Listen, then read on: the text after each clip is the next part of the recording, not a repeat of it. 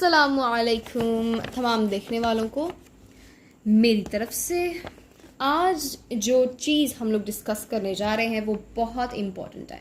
मतलब federal board का जो पेपर है ना, उसके बारे में मैं आपको बताऊंगी कि फेडरल बोर्ड का जो पेपर है उर्दू का वो कैसे आया है और क्या ज़रूरी चीज़ें हैं जो आपने करनी है। ठीक है, और ये था उर्दू का पेपर 2023 का। ये है हिस्सा दोयम, जिसके कुल नंबर जो है ना वो 34 है।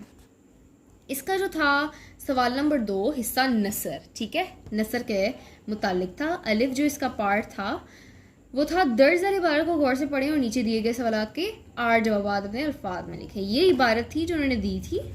ठीक है, ये इबारत ये खुद से भी दे सकते हैं, मतलब आपने सिर्फ इसको प्रैक्टिस करना है कि आपको कॉम्प्रिहेंशन आनी चाहिए। अगर वो कोई भी पैसेज देते हैं, किसी मुतालिक देते हैं, कोई भी उठा के दे देते हैं, जहाँ से भी दे देते हैं, आपको बस ये प्रैक्टिस होनी चाहिए कि अगर हमें एक पैसेज दिया जाए, उससे मुतालिक हमें अगर सवाल दिए जाएं तो हम लोग उसको पढ़कर, उसको समझकर अपने अल्फाज में उसके जवाबात लिख सकें। ठीक है, इसके नीचे ये जो है ना, ये वाले क्वेश्चंस जो दिए हुए हमें, इनमें हमें चॉइस भी दी है इन्होंने। ये जो क्वेश्चंस थे, चंपा का दिल क्यों बेकरार था, चंपा को संदूक की चाबी कहाँ से मेरी संदूक में क्या था, चंपा का सर क्यों झुक गया, ये जो सारे क्वेश्चंस हैं इनमें चॉइस भी गिवन थी और ये थे भी बहुत ईजी।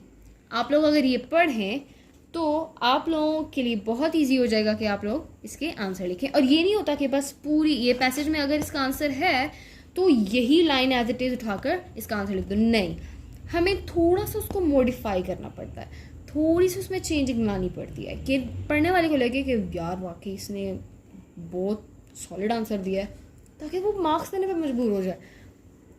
अब आता है बेहिस्सा हिस्सा शेर, जो अशार शेर व शायरी के मुतालिक होता है। यह दर्ज अशार को गौर से पढ़ें और दिए गए सवाल के 5 जवाब लिखें। ये हैं अशार जो उन्होंने हमें दिए हैं। ये टोटल है 1 2 3 4 5 अशार उन्होंने दिए हैं। ये नहीं कि उन्होंने एक ही नज़म के उठा के 5 दे दिए, नहीं, उन्होंने डिफरेंट जगहों से डिफरेंट नज़मों या गज़लों से उठा के उन्होंने शेर दिए हैं, उनके मुतालिक उन्होंने नीचे सवाल दिए हैं।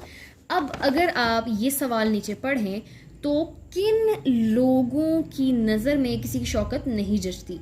बहवाला शेर नंबर 1, इन्होंने नीचे हवाला दिया है कि ये जो सवाल दिया है हमने, ये किस शेर के मुतालिक है, ये शेर नंबर 1 के मुतालिक है। ये नहीं होना कि आपने अगर ये वाला सवाल पढ़ा है तो आप समझे कि इसका है, इससे मुतालिक है और आप इसी से ही आंसर ढूंढ के इसका लिख दें, फिर आपका गलत हो जाएगा। आपने जब ये पढ़ना है, सवाल पढ़ना है, तो उसका आगे हवाला देखना है कि ये किस से मुतालिक है। अब ये अगर क्वेश्चन नंबर 2 हम लोग पढ़ें तो इसके अंदर लिखा है कि शेर नंबर 2 से मुतालिक है, ये शेर नंबर 3 से, ये शेर नंबर 4 5 और ये भी 5 से मुतालिक। ठीक है, इसके अंदर ये भी हो सकता है कि क्या आपका 3 उन्होंने ऐसे इनमें से क्वेश्चंस कुछ 2-3 ऐसे भी हों कि जो एक ही शेर से मुतालिक हों। ठीक है, तो फिर हमने शेर पढ़ना है, उसको समझना है, तो उसका आंसर फिर हमने लिख देना है। अब जो था हिस्सा जीम था, हिस्सा कवायद से मुतालिक था। मंदरजा झैल में से 4 सवालात के जवाब तहरीर करें। अब हम उन्होंने चॉइस दी हुई है, ऑब्वियसली हमें ऊपर भी चॉइस गिवन थी, ठीक है, नीचे भी हमें उन्होंने चॉइस दी है। अब ये 4 थे, ये ग्रामर से मुतालिक है। ठीक है, ग्रामर सनत तलमीज़ से क्या मुराद है, एक शायरी मिसाल से वजाहत करें। ठीक है, ये हमने लिखना था, इसके अंदर भी हमें चॉइस थी। अब अगर हम ये पढ़ें तो हमें पता चलता है जी कि सवाल नंबर 3 में ये अब हिस्सा स्वयं शुरू हो गया है, 26 मार्क्स का ये अब हिस्सा स्वयं शुरू हो गया है। सवाल नंबर 3, मंदरजा झैल में से किसी एक इबारत की तशरीह करें। अब ये उन्होंने हमें इबारत दी है। ठीक है, इबारत नंबर 1 है, इबारत नंबर बी है। ठीक है, एक और दूसरी।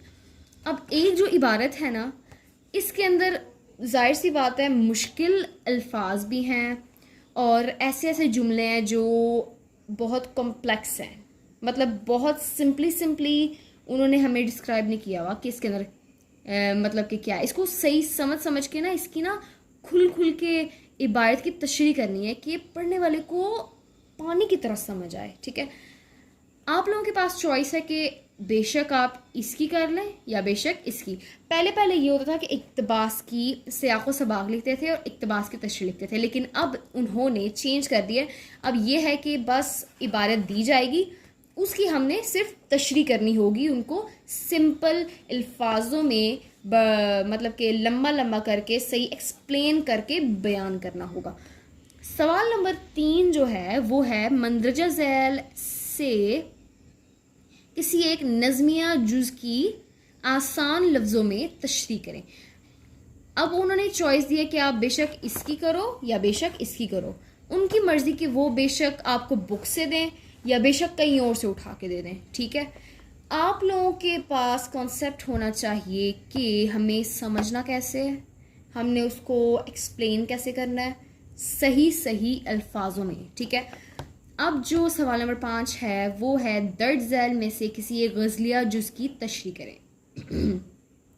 अब अलिफ और बे हमें उन्होंने गज़लों में से अशार दिए हैं, ठीक है। ऊपर उन्होंने हमें नज़मों में से दिए थे, नीचे था गज़लों में से, ठीक है।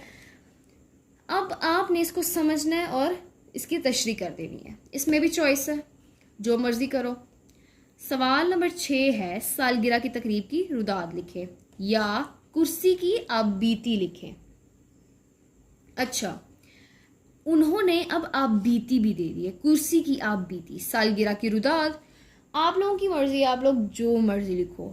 आप लोग इसके अंदर अपनी वर्डिंग भी यूज़ कर सकते हो, या आप लोगों की रिसेंटली कोई सालगिरह गुजरी है तो आप लोग उसका किस्सा भी लिख सकते हो कि उसकी रुदाद कैसे बन सकती है, या आप लोगों ने खुद उसको तरतीब वाइज लिखना है, ठीक है, और उसको तरतीब वाइज इख्तिताम पर भी पहुंचाना है।